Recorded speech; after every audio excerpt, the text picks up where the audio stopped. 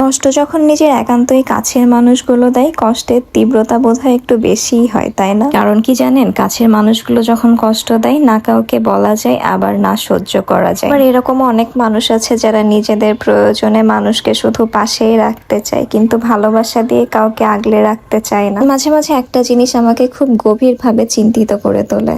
আসলে কি ভালোবাসা কি অনেক বেশি দামি, যে শত শত চেষ্টার পরও ভালোবাসা পাওয়া যায় না? যারা শুধু ভালোবাসাটাই আশা করে মানুষের কাছ থেকে, দিন শেষে তারাই কষ্ট পায়। যারা কিনা কোনো স্বার্থ ছাড়া মানুষকে ভালোবাসতে চায়, কোনো রকম কোনো অর্থ সম্পদ কোনো কিছুর প্রতি লোভ না রেখে, এর নামের পাশে আবার কিন্তু ট্যাগ লাগানো হয় যে তারা অনেক লোভী। হ্যাঁ, আসলেই তারা অনেক লোভী, কিন্তু তাদের কিসের প্রতি লোভ জানেন? ভালোবাসা। আর এই ভালোবাসার প্রতি তাদের এতটাই লোভ বা এতটাই লোভের তীব্রতা যে তাদেরকে কেউই ভালোবাসতে চায় না। আবার অপরদিকে যারা নিজের স্বার্থ, টাকা পয়সা, ধন সম্পদ ছাড়া কিছুই বুঝতে চায় না, দিন শেষে তারাই সবার চোখের মণি হয়ে থাকে। আফসোস, কারোর চোখের মণি হতে পারলাম না। আচ্ছা, মানুষের কাছ থেকে ভালোবাসা আশা করাটা কি অপরাধ? হয়তো বা অপরাধ, তা না হলে ভিক্ষা করে চেয়েও তো ভালোবাসা পাওয়া যায় না এখন। আর তা না হলে হয়তো বা আমরা ভালোবাসা পাওয়ার যোগ্যই না। আর হ্যাঁ, কিভাবেই বা যোগ্য হব? হয়তো বা পারবো না, কারণ আমরা নিজেদের সর্বোচ্চটুকু দিয়ে মানুষের জন্য ত্যাগ স্বীকার করেছি, সবাইকে ভালো রাখতে চেয়েছি, আর বিনিময়ে পেয়েছি শুধুই অবহেলা। এত এত করে ভালোবাসার পরও যখন শুধু বারবার অবহেলিতই হতে হয়েছে,